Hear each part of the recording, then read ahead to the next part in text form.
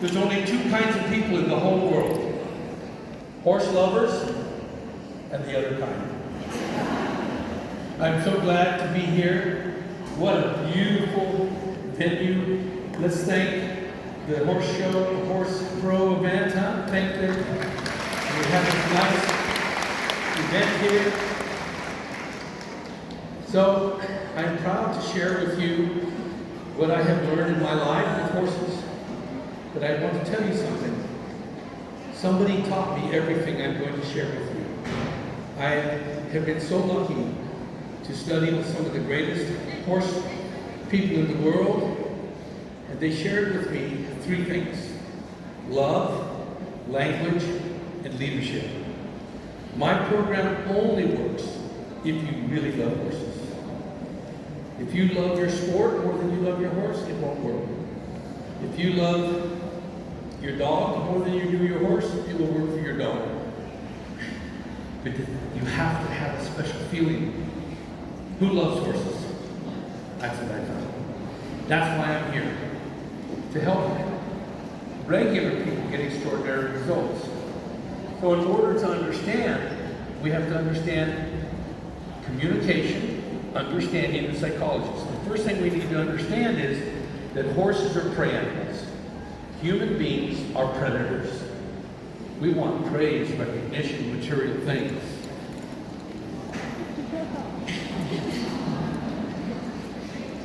Horses want safety, they want comfort, they want play, and they want food in that order. So if you want to train horses, if you want to have a special relationship with your horse, you need to make him feel safe, you need to make him feel comfortable when he does the right thing, but you also need to learn how to play with his nature. Every horse has his own personality based on four things: innate characteristics, environmental influences, learned behavior, and spirit. And we have to learn how to influence the horse. Next thing we have to understand is human beings are primates. So we are monkey see, monkey do learners. If we see a lot of people doing things unnaturally with horses, then what we do is we tend to copy.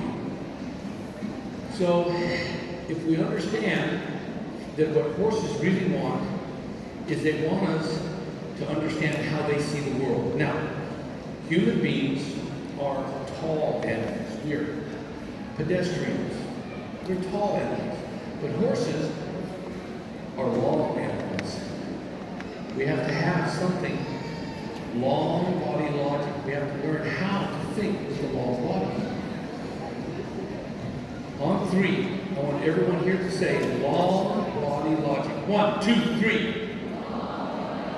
Oh, come on. 1, 2, 3.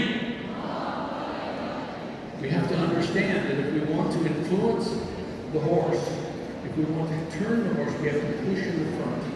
But what do most people do? They pull. They lean and they pull. What the horse would rather you do is get out of his way, almost lean to the outside a little bit, and push him around. So we have to learn that if we want our horse to understand us easily, naturally, we have to speak horse. Horses don't speak Dutch. Horses don't speak German. Horses don't speak Italian. Horses don't speak English. They speak the same language everywhere in the world. How do I know? Because I have been all over the world. And I found out that there's three kinds of people. The people who love what I do with horses, the people that don't like what I do with horses, and the people who don't care. But I never found one horse, not even one horse, that doesn't love what I do with horses. So isn't that interesting? The horses love what I do, but the people have all kinds of opinions. Has anybody ever seen a horse on a computer? No, but has anybody ever seen somebody talking on a computer about their opinion about horses and horse people and what is right? Raise your hand if you've seen the people with the keyboard courage. Yeah. You know, so I'm looking for the horse that doesn't understand long body logic. Why does this work? Because when the horse is born, this horse's name is Little. He belongs to one of my graduates, Joshua Burke. We'll meet him in a little bit. But when this horse is 9 or 10 years old, but 10 years ago, when he was a little baby, his mother had a longer body than him. And she would push him around everywhere. She wouldn't pull him. I've never seen a horse born with a halter on. Not one. But yet people can't wait to put the halter on. They can't wait to put the lead rope on. They can't wait to pull him around. But the horse, all his life, has been pushed by his mother. And if we can understand that if we want our horse to move the hindquarters, we've got to push the hindquarters. We've got to push the front end. And if we want the horse to go sideways, maybe what we need to do is push a little bit on the front, a little bit on the back, a little bit on the front, a little bit on the back, a little bit on the front, a little bit on the back. And pretty soon, our horse starts to dance with us. Horses love to play with other horses. But horses love to play with human beings who know how to play with horses. Who has a dog? Who has a dog? Ready? Have a dog. Who has a dog at home who cannot wait for you to get home? If you learn what I have learned, your horse is going to say, hurry up and get home. Come on, get out of that office. Come on, get out of that car. Come on, come play with me. They even, horses, we have this thing called horsepower, but there's another thing called horseplay. And everywhere in the world, I see it in swimming pools that have no horseplay. But yet horses love to play. And what we want to do is learn how to play with the horse's nature and how to get a horse to think we are the funnest, safest companion that he can have. Who would like to have your horse be your best friend? Your horse wants you to be your best friend. He wants that. He wants you to know how he feels, how he thinks, how he acts, how he plays. What we have to learn about horses is that they have eyes on both sides of their head. The right eye, the left eye, but in the middle, here is a blind spot. So everybody take your hand like this. Ready? Put your hand like this. Push it between your eyes.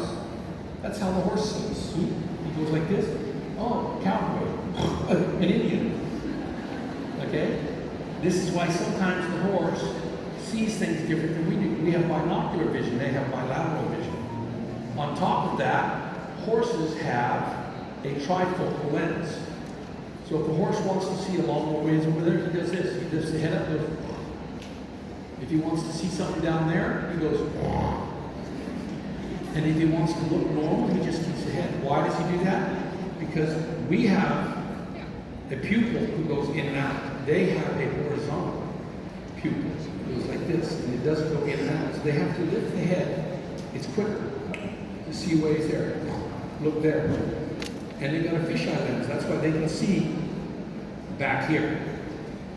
So if we understand, even the way the horse's eyes work is completely different than ours. Okay, here's a question.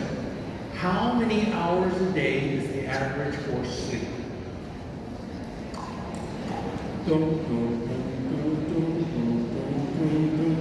3 hours. 3 hours. Does anybody know the average amount of time that a wild giraffe sleeps? 8 minutes. Why? Because they know they taste good. And they can never lay down with the head down because the lion will do it. So we have to start to think, how do prey animals live? How long does your dog sleep? Yeah, 18 hours, right? No, your dog, not your husband. So what I try to get people to understand is that the horse lives a completely different life than what we do. Not only do they have a long body, they have this vision, but they also, the horse knows that they are an animal that the predators want to eat. And so they really are thinking about things. So now I'm going to give you a little story, all right? I was in Montana, and I had a friend who said, Pat, I want to show you the beautiful ranch. And then I said, okay, you go. He said, but we have to walk. I'm not too good about walking, but I said, okay, we're going to walk. We walked, and there was a sign from the government that says, caution, grizzly bears. Okay, habitat. So I said, what about this? He goes, oh, don't worry about it. Okay, we're walking, we have a backpack on, we've got the big boots on, walking. And all of a sudden I saw a place there where the bear had gone to the toilet. Big, and it was fresh, still hot, steaming. I said, wait a minute. I sat down on a log, I took my boots off, I pulled the pack out, I had some tennis shoes. He goes, what are you doing? I said, I'm putting my tennis shoes on in case I see a bear. He goes, Pat, you can't outrun the bear. I said, Billy, I don't have to outrun a bear. I have to outrun you. Okay? So you start to think different when all of a sudden you're thinking about maybe someone wants to eat me. So I want you to think about this on how horses feel, how they think, how they act, how they play. Now, in order to do this, we're going to start on the ground. Start with the long body logic. So I've got two of my instructors with me today, Nina and Josh, and they're from Germany, but not very far from here. And they're going to come in, so please welcome Nina and Josh and their two horses.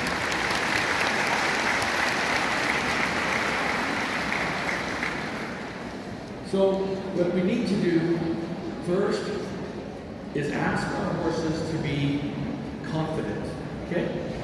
So if you guys would just walk around for a minute and let the horses look around. Do they look scared? So if the horse is confident, raise your hand if you know how to read a horse. We have to go to read. Is this horse confident? Is this horse scared? Is this horse upset?